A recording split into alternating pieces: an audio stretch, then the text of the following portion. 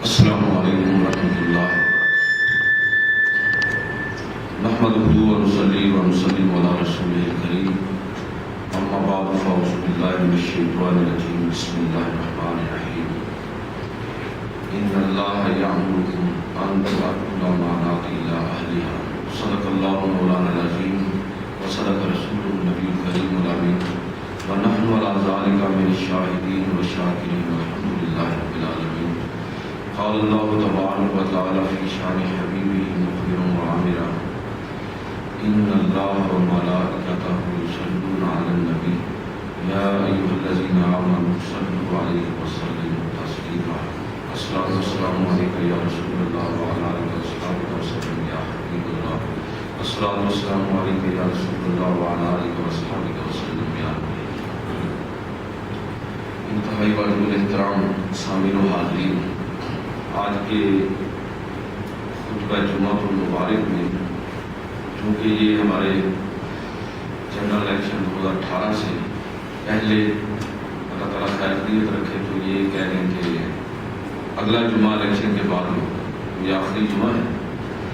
میں آج کے خطبہ جمعہ میں جو ہمارے ہاں مذہبی حوالے سے جو سیاسی سرگرمیاں ہیں ان کے بارے میں جو تصورات پائے جاتے ہیں ایک تھوڑی سی بات اس پر کروں گا. دوسری بات یہ عرض کروں گا کہ جو آپ لوگ ووٹ دینے جا رہے ہیں اس کی شرعی حیثیت کیا ہے، اور تیسری بات جو ہے اس حوالے سے عرض کروں گا کہ ووٹر اس کی ذمہ داری اس کی فرائض کیا ہے. یہ مختصر سا موضوع ہے جس پر میں بالکل اختصار کے ساتھ چند باتیں آپ احباب کی خدمت میں کرنے جا رہا ہوں. ہمارے ہاں جو ایک چیز جس کی وضاحت بڑی لازم ہے اور بڑی ضروری ہے،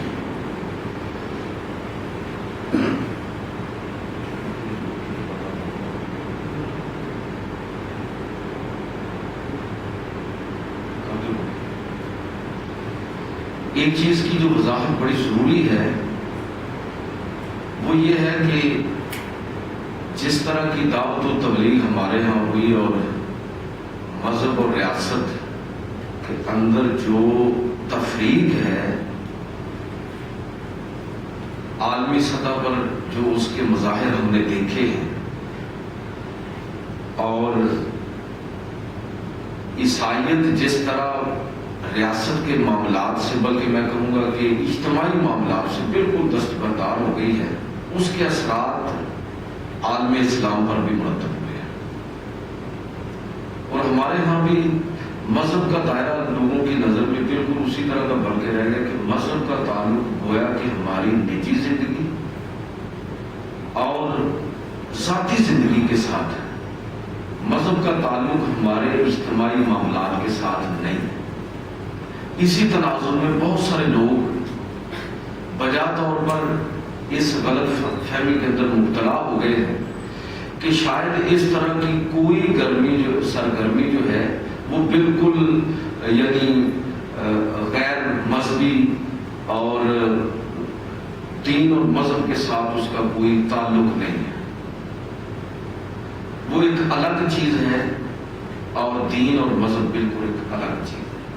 لہٰذا دو چار باتیں تو میں اس حوالے سے عرض کرنا چاہتا ہوں کہ اس چیز کو ہم بالکل واضح ہمارے اوپر ہونی چاہیے کہ اسلام نے جو پولیٹیکل ایکٹیویٹیز ہیں، جب آپ یہ کہتے ہیں نا کہ اسلام میں مکمل ضابطہ حیات، اس کا مطلب یہ نہیں ہے کہ یہ مرنے اور جینے کی رسموں کے ساتھ ہی اس کا تعلق ہے. اس کا مطلب یہ ہے کہ اس دین کا تعلق ہماری جس طرح معیشت کے ساتھ ہے، اخلاقیات کے ساتھ ہے، معاملات کے ساتھ ہے، عبادات کے ساتھ ہے، اسی طرح اس دین کا تعلق ہماری پولیٹیکل لائف، سیاسی زندگی کے ساتھ بھی بالکل اسی انداز میں ہے. لہذا رسول اللہ صلی اللہ علیہ وسلم نے مدینہ کے اندر ریاست قائم فرمائی، آپ اس کے پہلے سربراہ ہوئے، اس کے بعد خلفائے راشدین. یہ ایک بہترین رول ماڈل ہے اس حوالے سے ہمارے لیے. یہ کوئی دنیا داری نہیں ہے، یہ بھی عین ریاست کے معاملات کے اندر اپنے آپ کو شامل کرنا اور اپنی ذمہ داریوں کا صحیح معنوں میں شعور رکھنا، یہ دین، ایمان، اسلام کا تقاضا ہے کہ ہم ان چیزوں کو بھی اپنی ذمہ داریوں کے اندر شمار کریں۔ اگر اللہ علامہ اقبال نے بڑی خوبصورت بات کی کہ جلال بادشاہی ہو کے جمہوری تماشا، جدا ہو دین سیاست سے تو رہ جاتی ہے چنگیزی۔ اگر یہ دونوں چیزیں الگ الگ ہو رہی، مذہب اور چیز ہے اور سیاست اور ریاست ایک الگ چیز ہے، جب ریاستی معاملات کو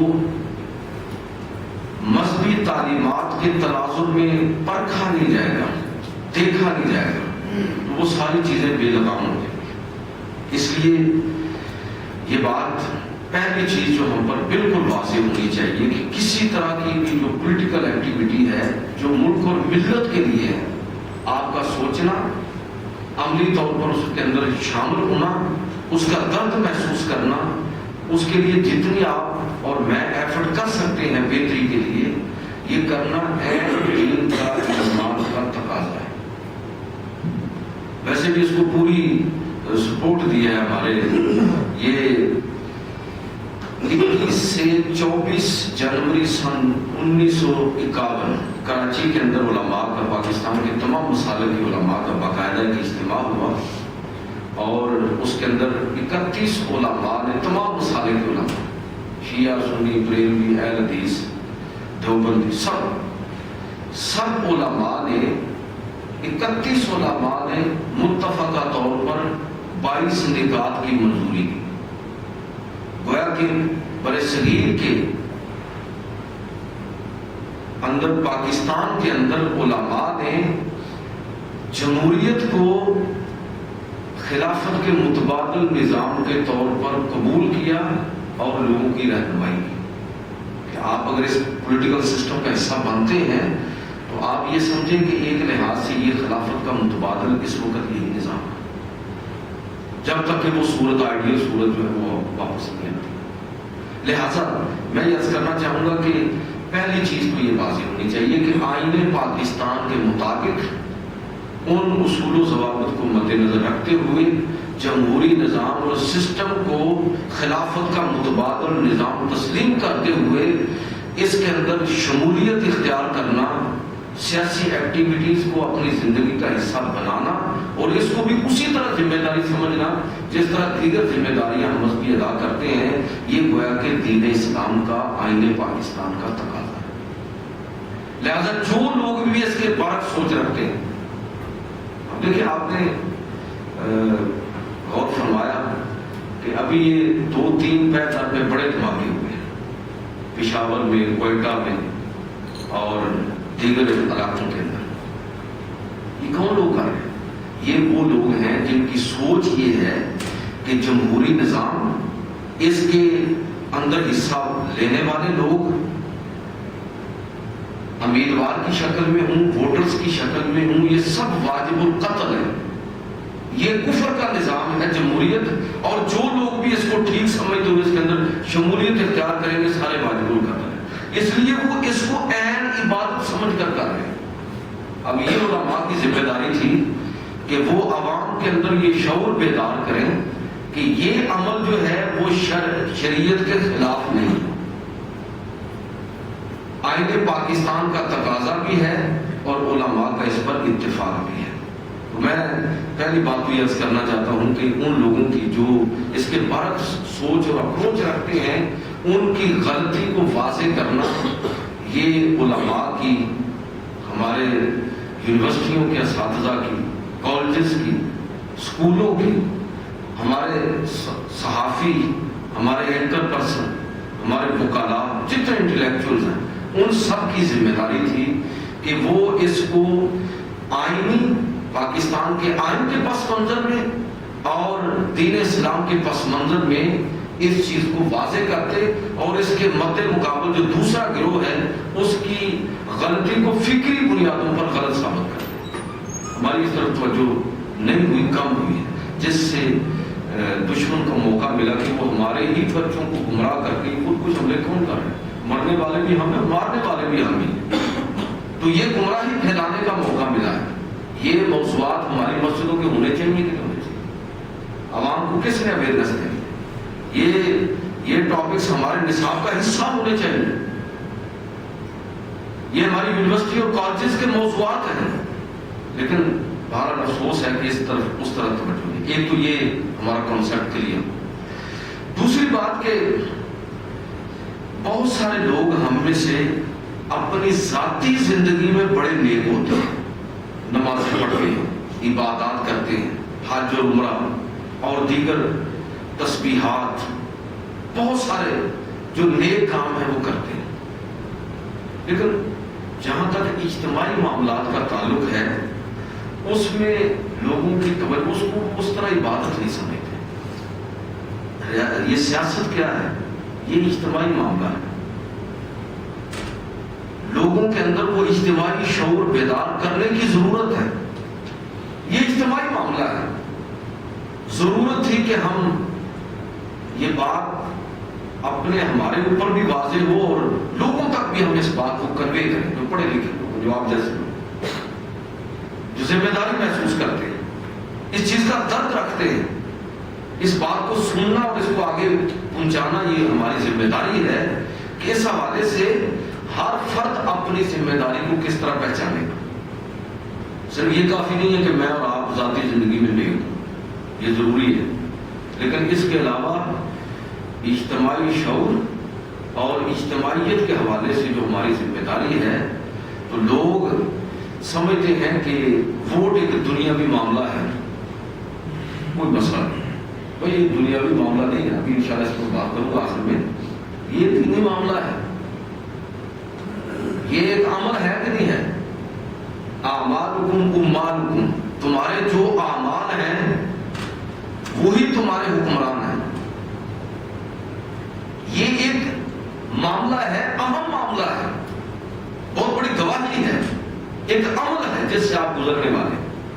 اس ذمہ داری کو محسوس کرنا اور اس کو دوسروں تک کنوے کرنا اور لوگوں کو سینسٹائز کرنا، یہ پاکستان کا شہری ہونے کے ناطے اور ایک مسلمان ہونے کے ناطے ہم سب کی ذمہ داری ہے کہ ہم اس چیز کو پورے شعور کے ساتھ سمجھیں.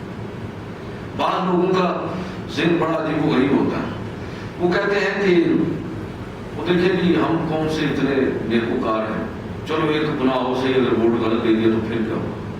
یہ بات سمجھنا بڑا ضروری ہے کہ جو ہم نیکیاں کرتے ہیں اور جو ہم گناہ کرتے ہیں، بعض نیکیاں اور بعض گناہ ان کا تعلق میری اور آپ کی ذات تک ہوتا ہے. اس کے اثرات میری اور آپ کی ذات تک رہتے ہیں. لیکن بعض نیکیاں اور بعض گناہ بھی ایسے ہوتے ہیں کہ جو اپنے نتائج اور اثرات کے اعتبار سے صرف میری اور آپ کی ذات تک نہیں رہتے، بلکہ اس کے اثرات اور نتائج آگے پوری سوسائٹی پر پڑ گئے. اسی لیے آپ نے وہ حدیثیں اکثر سماعت کی ہیں علماء سے کہ بعض گناہوں کے بارے میں یہ ہے کہ اس پر پردہ پوشی سے کام لیا جائے. لوگوں کے عیب لوگوں کے اندر بیان نہیں کیے جائیں گے. کسی کو دیکھا گناہ کرتے ہوئے تو پردہ ڈالا جائے گا. لیکن اگر گناہ کی نوعیت یہ ہو کہ اس گناہ کے نتیجے میں پورا محلہ، پورا شہر، بلکہ پورا ملک اور انسانیت کی تباہی ہونے والی ہے اور اس کے نتائج اور اثرات بڑے خوفناک مرتب ہونے والے ہیں، تو پھر اس عیب پر پردہ نہیں ڈالا جائے گا، بلکہ اس کو ذمہ دار حکومت کے سامنے اس کو واضح کیا جائے گا، عیاں کیا جائے گا. میں ایک جملہ اکثر بولا کرتا ہوں کہ نیکیوں کے خاندان ہوتے ہیں اور گناہوں کے بھی خاندان ہوتے ہیں. بعض نیکیاں نیکی کے ایسے خاندان سے تعلق رکھتی ہیں کہ آپ بظاہر اس کو چھوٹی سی نیکی سمجھتے ہیں اور شاید کر کے بھول جاتے ہیں، لیکن آپ کو پتہ نہیں ہوتا کہ اس کے اثرات اور نتائج کتنے دور رس ہوتے ہیں. بھئی آپ نے کسی کو ایک مشورہ ہی اچھا دے دیا نا اور وہ بندہ ٹریک پر چلا گیا، تو آپ کو نہیں پتا کہ اس کے بعد میں نتائج اور اثرات کیا، آپ کو بھول گئے. آپ نے کسی طالب علم کی فیس اور اس کی تعلیمی ذمہ داریوں کے اخراجات اٹھا لیے. ایک بچہ پڑھا ہے، آپ نے اپنے نقطۂ نظر سے تو صرف یہ سمجھا کہ میں نے ایک بچے کی 10-20 ہزار 50 ہزار سالانہ فیس دی، لیکن آپ کو کیا پتا ہے کہ اس ایک بچے کے پڑھنے کے نتیجے میں وہ پورا خاندان اور آگے کی کتنی نسلیں جو ہیں وہ سنور گئی. تو نیکی ایسا خاندان ہے اس نیکی کا کہ اپنے نتائج اور اثرات کے اعتبار سے وہ محدود نہیں ہے بلکہ لامحدود ہے. اسی طرح آپ سمجھ لیں کہ گناہوں کی حالت بھی یہی ہوتی ہے کہ بعض جس گناہ کو ہم معمولی سمجھتے ہیں بسا اوقات وہ نتائج اور اثرات کے اعتبار سے اتنا خوفناک ہوتا ہے کہ وہ جو کہا جاتا ہے نا کہ بسا اوقات فرد کی زندگی میں اور بسا اوقات قوموں کی زندگی میں ایسے لمحات آتے ہیں کہ فرد ایک لمحے کی غلطی کرتا ہے پوری زندگی اس کی سزا پاتا ہے. قومیں ایک لمحے کی خطا کرتی ہیں اور صدیوں تک اس کی سزا پاتی. یہ معمولی بات نہیں ہے کہ آپ ایک فیصلہ کرنے جا رہے ہیں اور آپ سمجھ رہے ہیں کہ چلو کوئی نہیں یہ کوئی چھوٹی سی بات ہے. چھوٹی بات نہیں ہے. اس کو چھوٹی بات سمجھنا بذات خود چھوٹے ذہن کی علامت. یہ ایک بڑی اہم ذمہ داری ہے اور اس ذمہ داری کو پورے شعور کے ساتھ ادا کرنے کی ضرورت ہے. لہذا میں یہ عرض کروں گا کہ اس چیز کو بھی ہمارے ہاں کلیئر ہونا چاہیے. ہمارے ہاں لوگ اس کو بھی بس ایک معمولی سا معاملہ سمجھتے ہیں کہ ووٹ دینا کون سا اتنا معاملہ ہے, چلو جس کو کہو گے دے دیں. نہیں بھائی, ایسا نہیں ہوگا. اور بعض لوگ ایک اور بات بھی ہے, بعض لوگ جو ہے اس حوالے سے اس طرح بھی غیر ذمہ داری کا مظاہرہ کرتے ہیں کہ اگر ڈالیں گے تو غیر ذمہ داری کا مظاہرہ کریں گے اور اگر نہیں ڈالیں گے تو ذہن میں یہ ہے کہ میرا ایک ووٹ ہے نہ بھی ڈالوں گا تو کیا ہو جائے گا. میں کرنا چاہوں گا کہ اگر سارے لوگ ہی اسی انداز میں سوچنا شروع کریں کہ چلو ایک ووٹ, افراد کے ہاتھوں میں تقدیر امم, ہر فرد ہے ملت کے مقدر کا ستارہ. ہر بندے کی اپنی اہمیت ہے بھائی. آپ اپنا حصہ ڈالیے. کلکم راعٍ وکلکم مسئول عن رعیتہ. اللہ کے رسول صلی اللہ علیہ وسلم نے بڑا جامع جملہ فرمایا کہ تم میں سے ہر شخص نگہبان ہے, محافظ ہے, نگران ہے اور قیامت کے دن اس سے اس کی کیپیسٹی کے مطابق, اس کی ذمہ داری کے مطابق اس سے سوال ہوگا. تو جتنی آپ کی اور میری ذمہ داری ہے اتنا ہم مسئول بھی اتنے ہیں. لہذا یہ چیز جو ہے وہ بھی ہمارے اوپر ختم ہونی چاہیے کہ ہمیں کلیئر ہونی چاہیے کہ ایسا نہیں ہے کہ اس کو آپ ایک معمولی عمل سمجھے اور اس حوالے سے کہ ایک ہی ووٹ ہے کیا ہے, ایک ہے نا, تو آپ اس کی ذمہ داری کو پوری طرح ادا کیجیے. ایک اور چیز جس کی وضاحت بھی ضروری ہے کہ بس اوقات بہت سارے لوگ یہ پوچھتے بھی ہیں, اب یہ سسٹم ہمارا اتنا خراب ہو گیا ہے کہ ہر چیز ایک ہی وقت میں فوری طور پر ٹھیک نہیں ہو سکتی. لوگ سمجھتے ہیں جی کس کو ووٹ دیں, سارے چور اور ڈاکو کھڑے, یہ ایسا ہے, یہ ایسا ہے, یہ ایسا ہے. اس حوالے سے بھی میں عرض کرنا چاہوں گا, یہ آپ میں سے بہت سارے لوگ یہ مسئلہ باقاعدہ پوچھتے ہیں, تو اس میں بھی میں یہ عرض کرنا چاہوں گا کہ ہر چیز کو فوری طور پر ٹھیک کرنا یہ میرے اور آپ کے بس کی بات نہیں ہے. تو اس میں بھی ہماری ترجیحات یہ ہو سکتی ہیں کہ آپ مثال کے طور پر آپ اس کو مذاق سمجھ لیں لیکن اس کی بجائے اگر سجیدہ سمجھیں, چور اور ڈاکو دونوں کھڑے تو ٹھیک ہے, پھر بڑی برائی کے مقابلے میں چھوٹی برائی کا انتخاب کر لیں ناپسندیدگی کے ساتھ, چونکہ اس کے بغیر چارہ نہیں ہے. بجائے اس کے کہ آپ کسی ڈاکو کا انتخاب کر لیں, آپ اس سے کم تر کسی جو اس سے تھوڑا کم برا ہو اس کا انتخاب کر لیں. کم از کم ڈاکوؤں کے ہاتھوں تو لٹنے سے بچیں. لہذا جو لوگ اس حوالے سے سوال کرتے ہیں تو ہمارے نمائندگان, ہمارا جو سسٹم بن گیا ہے اس سسٹم میں کسی اس وقت کم از کم, لیکن انشاءاللہ یہ وقت آئے گا, آہستہ آہستہ یہ بہتری آئے گی اور آ بھی رہی ہے. لوگ اس چیز کو محسوس کرتے ہیں اور ذمہ داری محسوس کر رہے ہیں. تو اس میں پھر ایک رویہ ہمارا یہ ہو سکتا ہے کہ ہم شرع قلیل کا انتخاب کر لیں شرع تفصیل کی بجائے, یعنی بالکل ہی شر کے مقابلے میں جو چھوٹی برائی ہے اس کا انتخاب کر لیں. اچھا, بعض لوگ ایک اور بات بھی عام طور پر کرتے ہیں, اس حوالے سے سوال بھی کرتے ہیں کہ بس اوقات ہوتا یہ ہے کہ امیدوار کھڑے ہیں اور ہم نے کسی ایک کے حق میں فیصلہ کرنا ہے، تو فیصلہ کس طرح کریں کہ جو ایک طرف جو آدمی کھڑا ہے وہ اتنا اچھا نہیں ہے، لیکن اس کی پارٹی اور اس کا جو سربراہ اور ان کا اس پارٹی کا جو منشور ہے وہ البتہ بہتر ہے، اور دوسری طرف ایک آدمی تو اچھا کھڑا ہے لیکن وہ جس پارٹی سے تعلق رکھتا ہے وہ اس کا منشور اس سے مجھے اتفاق نہیں، تو پھر بھی میں یہ عرض کرنا چاہوں گا، یہ مشورہ دینا چاہوں گا کہ ہمیں یہ دیکھنا چاہیے کہ نتائج کے اعتبار سے، منشور کے اعتبار سے، پارٹی کے ویژن کے اعتبار سے کون بندہ زیادہ بہتر ہے، کیونکہ اوورآل نتائج نیچے سے اوپر کی طرف جائیں گے۔ اگر ایک پارٹی کا منشور یہ ہے کہ ملک کے اندر سیکولر نظام لائیں گے،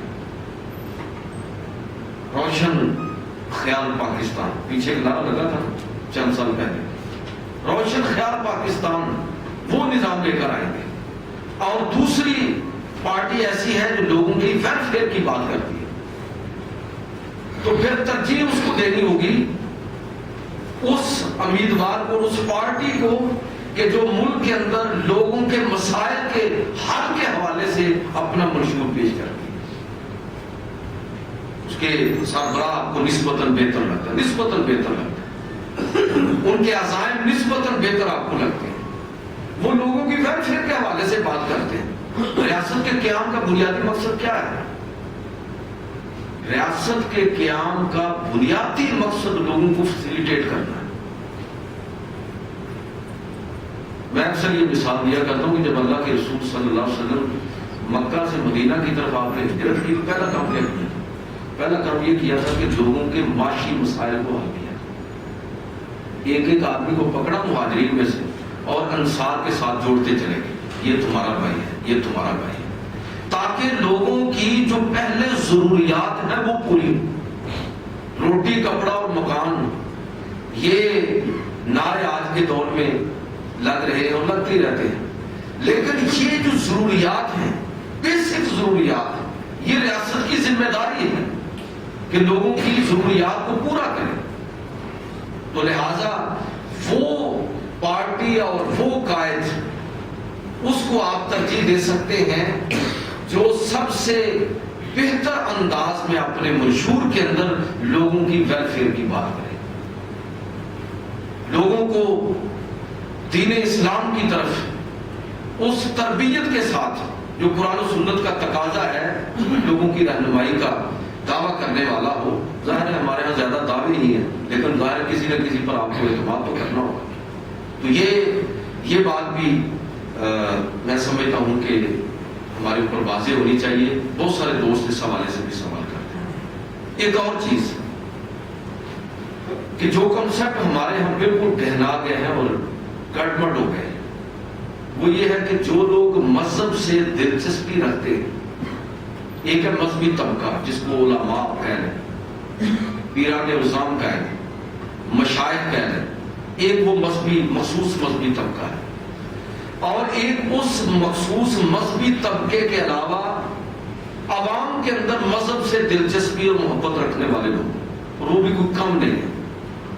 میں نے عرض کیا تھا کسی پچھلی گفتگو میں کہ ایک سروے میں باقاعدہ جب لوگوں سے یہ سوال پوچھا گیا پاکستان کے اندر، تو 90% لوگوں کا جواب یہ تھا کہ ہم پاکستان کے اندر اسلامی نظام کا نفاذ چاہتے ہیں،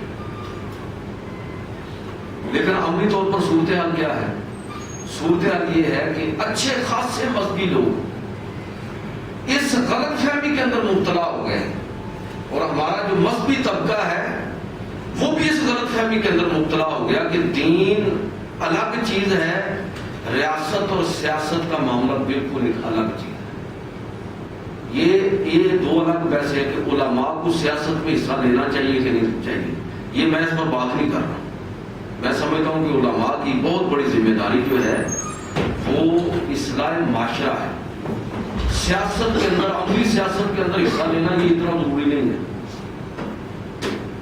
اصلاح معاشرہ زیادہ اہم ہے، لیکن چلے تو آدمی لیتا ہے تو لے بھی سکتا ہے، لیکن یہ لازم ہے کہ علماء، مشائخ اور سجادہ نشین حضرات، وہ لوگ جن کا ایک مذہبی اثر ہے، وہ اس ذمہ داری کو بھی ایک مذہبی ذمہ داری کے طور پر سمجھیں کہ ہم نے لوگوں کو ایجوکیٹ کرنا ہے کہ یہ معاملہ دین کا معاملہ، ریاست اور سیاست یہ سارے کوئی الگ الگ چیزیں نہیں ہیں جس طرح کہ ہمارے ہاں یہ تصور لوگوں کے اندر آ گیا ہے۔ علامہ اقبال رحمۃ اللہ تعالیٰ نے بڑی خوبصورت بات کی کہ جلال بادشاہی ہو کہ جمہوری تماشا، جدا ہو دین سیاست سے تو رہ جاتی ہے چنگیزی۔ دین اور سیاست کی یکجائی کی بات ہم کرتے ہیں، دونوں ایک ہیں، ایک دوسرے سے جدا نہیں ہیں۔ نبی کریم صلی اللہ علیہ وسلم اور خلفائے راشدین بیک وقت دین کا، ریاست کا، سیاست کا عالم انہوں نے بلند کیا۔ یہ جب ان کے درمیان سیپریشن ہوگی تو پھر آپ ریاست جو ہے وہ بالکل بے لگام ہو جائے گی، وہ کسی دائرے کی اس انداز میں پابند نہیں رہے گی۔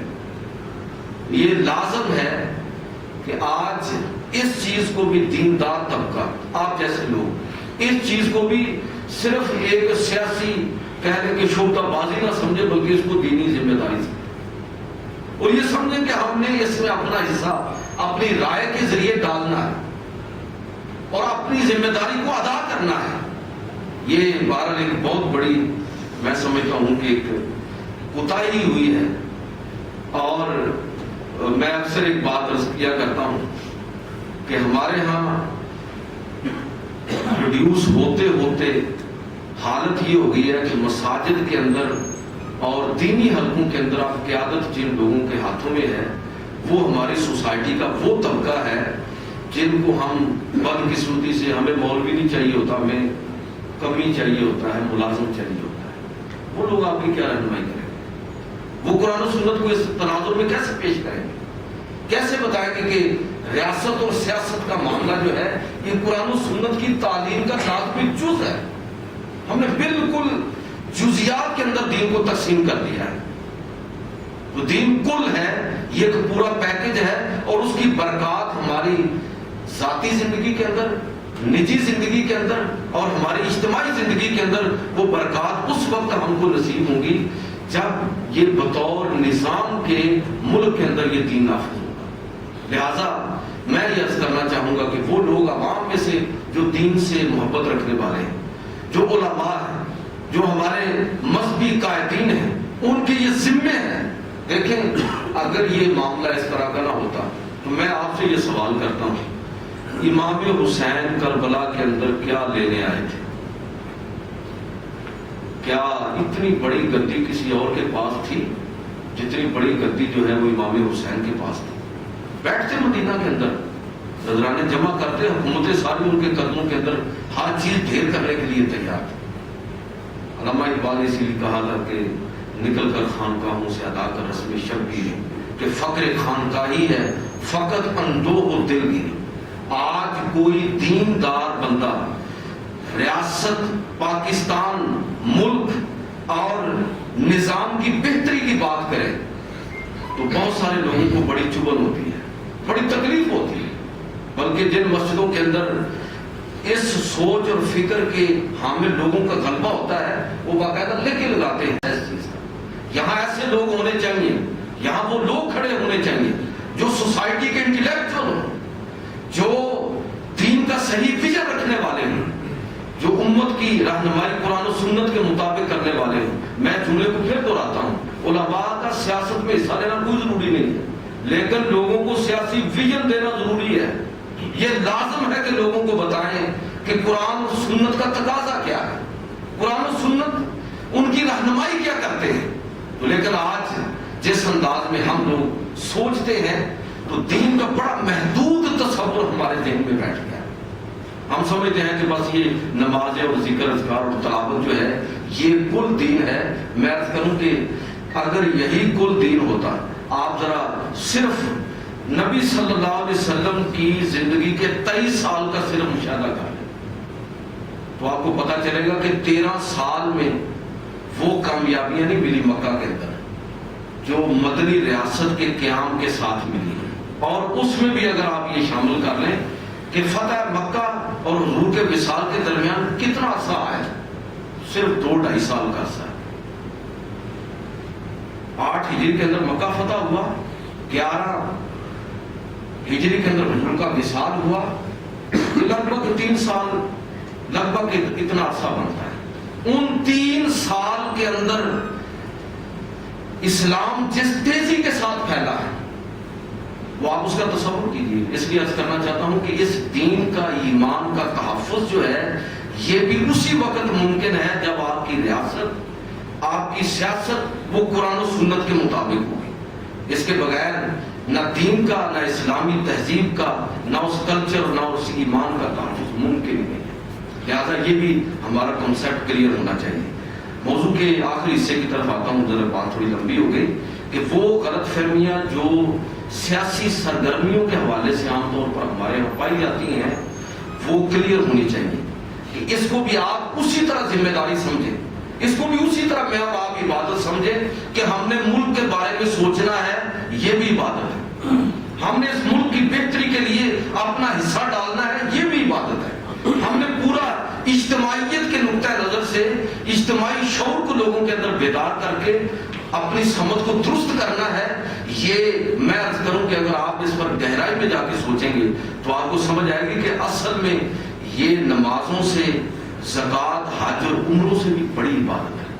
جب آپ اس پر گہرائی میں جا کے سوچیں گے تو امام ابو حنیفہ رحمۃ اللہ تعالیٰ علیہ نے ایسے نہیں فرمایا تھا کہ جب یہ محمد نفس زکیہ عباسی خلافت کے خلاف انہوں نے علوی تحریک دیں، لوگوں کی سیاست پر اور ریاستی معاملات پر اور تاریخ پر نظر ہے، وہ جانتے ہیں کہ محمد نفس زکیہ نے جب بغاوت کی عباسی خلفاء کے خلاف تو اس وقت امام ابو حنیفہ نے یہ فتویٰ دیا تھا کہ آج ان کی مدد کے لیے نکلنا بالکل اسی طرح ہے جس طرح رسول اللہ کے ساتھ صحابہ کرام بدر کی طرف نکلے تھے۔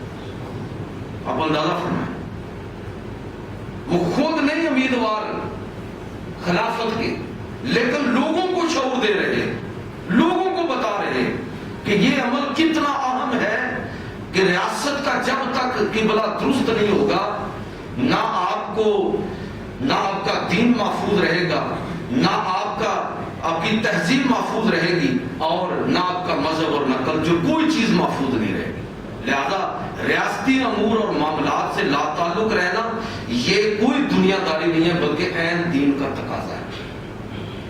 اب جو لوگ ووٹ کرنے جا رہے ہیں، میں عرض کرنا چاہوں گا کہ ان کو بھی یہ بات سمجھنی چاہیے کہ یہ ووٹ ہے کیا۔ ایک لحاظ سے اگر آپ دیکھیں تو یہ ایک طرح کی گواہی ہے۔ آپ سے پوچھا جاتا ہے نا کہ آپ کے خیال میں یہ بندہ ٹھیک ہے کہ یہ ٹھیک ہے کہ یہ ٹھیک ہے، اور گواہی میں اللہ تعالیٰ نے جو ہمیں حکم دیا وہ یہ ہے، 2 چیزیں بڑی واضح ہیں۔ ایک تو یہ ہے کہ گواہی دینی ہے، فرار اختیار نہیں کرنا، گواہی دینی لازم ہے جس کو آپ ٹھیک سمجھتے ہیں۔ چلیں یہ کہہ لیجئے کہ 2 4 5 بروں میں سے جس کو کم برا سمجھتے ہیں اس کے لیے گواہی دیتے ہیں۔ ہر چیز فوری طور پر ٹھیک نہیں ہو سکتی، لیکن جو جتنا ممکن ہے گواہی ہے۔ قرآن مجید فرقان حمید کے اندر اللہ رب العزت ارشاد فرماتا ہے وَلَا يَشْهَدُونَ زُورًا، کہ یہ وہ لوگ ہیں عباد الرحمن اللہ کے بندے، سورۃ الفرقان، کہ جو جھوٹی گواہی نہیں دیتے، سچی گواہی دیتے۔ اور دوسری جگہ فرمایا کہ وَلَا تَكْتُمُوا الشَّهَادَةَ، گواہی کو چھپاؤ مت، وَمَن يَكْتُمْهَا فَإِنَّهُ آثِمٌ قَلْبُهُ وَاللَّهُ بِمَا تَعْمَلُونَ عَلِيمٌ۔ گواہی کو مت چھپاؤ، جو اس کو چھپاتا ہے اس کا دل گناہگار ہے، اور اللہ جانتا ہے جو تم کرتے ہو اللہ اس کو جانتا ہے۔ ایک بات طے ہو گئی کہ گواہی، یہ ووٹ جو ہے یہ گواہی ہے، اور دوسری بات طے ہو گئی کہ یہ گواہی حق اور سچ کی ہے، جس کو آپ بہتر سمجھتے ہیں۔ اس سے فرار اختیار کرنا یہ کوئی دانش مندی نہیں ہے، یہ کوئی عقل مندی نہیں ہے، اپنی ذمہ داری کو محسوس کرنا۔ اور دوسری چیز ووٹ کے حوالے سے کہ یہ ایک طرح سے اگر آپ دیکھیں تو آپ کے ہاتھ کے اندر عدل و انصاف کا ترازو پکڑا دیا گیا ہے۔ اللہ تعالیٰ قرآن مجید فرقان حمید کے اندر ارشاد فرماتا ہے وَإِذَا قُلْتُمْ فَاعْدِلُوا وَلَوْ كَانَ ذَا قُرْبَىٰ، اور جب تم کوئی بات کہو، جب تم کوئی گواہی دو، جب تمہیں کوئی فیصلہ کرنا پڑے تو عدل کے ساتھ کرو، اگرچہ کوئی تمہارا وَلَوْ كَانَ ذَا قُرْبَىٰ، اگرچہ وہ تمہارا کوئی قریبی عزیز ہی کیوں نہ ہو۔ جو تم نے انصاف کا ترازو پکڑا ہے تو اب اس میں ڈنڈی نہ مارنا، جو صحیح سمجھتے ہو دیانتداری کے ساتھ اس چیز کو پورا کرو۔ قرآن مجید فرقان حمید نے رائے، مشورہ، گواہی، عدل و انصاف کے اس ترازو کے حوالے سے جو پوری بحث اٹھائی ہے، میں اگر اس کا 2 جملوں کے اندر خلاصہ بیان کروں تو وہ یہ ہے کہ ایک لحاظ سے آپ دیکھیں تو ووٹ ایک گواہی ہے، اور گواہی اجرت کے ساتھ نہیں ہوتی، بلا معاوضہ ہوتی ہے، پیسے لے کر گواہی دیتے ہیں ہم آپ کو۔ لہٰذا یہ بدبخت ہے وہ آدمی جو ووٹوں کے لیے باقاعدہ ڈیمانڈ کرتا ہے، یہ بلا معاوضہ کام کرنے والا، امت کے قوم کا ملک کا فیصلہ کرنے جا رہے ہیں، آپ پیسے لے کر کام کر دیں گے، ضمیر کو بیچ دیں گے۔ یہ وہ لوگ ہیں جو گھٹیا ترین لوگ ہیں، اور بدقسمتی ایسا آدمی آپ کے پاس جو آئے کہ آپ جو حکم کریں گی کروں گا، ایسے آدمی کو دھتکار دیں اپنے دروازے سے اور اپنے اس محلے سے اور اپنے اس گاؤں سے نکال دیں اس کو۔ یہ شعور لوگوں کے اندر آنا چاہیے ہمارے اندر کہ کیا تم ہمارے ضمیر کی قیمت لگانا چاہتے ہو؟ اور پھر یہ ووٹ ایک طرح کی سفارش ہے، تو کیا آپ ایک غلط آدمی کی سفارش کریں گے؟ ایسے آدمی کی سفارش تو گناہ ہوگا۔ ووٹ ایک لحاظ سے وکالت ہے، آپ کسی کو اپنا وکیل بنا رہے ہیں یا اس کی وکالت کر رہے ہیں، تو کیا آپ کسی غلط آدمی کو اپنا نمائندہ چننا چاہیں گے، اپنا وکیل بنانا چاہیں گے؟ اس میں بھی ہمیں پوری طرح باشعور ہونے کی ضرورت ہے۔ ایک لحاظ سے آپ دیکھیں تو ووٹ ایک طرح کی امانت ہے، تو کیا آپ اپنی امانت ایک بددیانت اور خائن آدمی کے سپرد کریں گے؟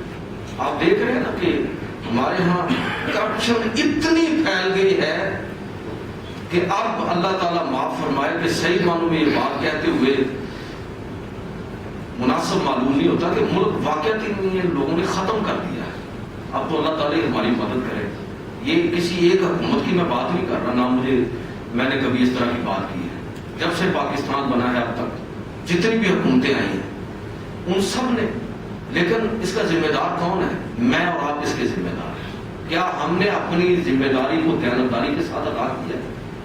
کیا ہم نے یہ ووٹ کی امانت کسی عہد آدمی کے سپرد کی ہے؟ کیا ہم نے اپنا حصہ شعوری طور پر ڈالنے کی کوشش کی ہے؟ اسی سے آپ کو ووٹر کی ذمہ داریاں بھی سمجھ آ جانی چاہیے کہ گواہی کسی بدکار اور چور اور ڈاکو کے حق میں نہیں دی جاتی،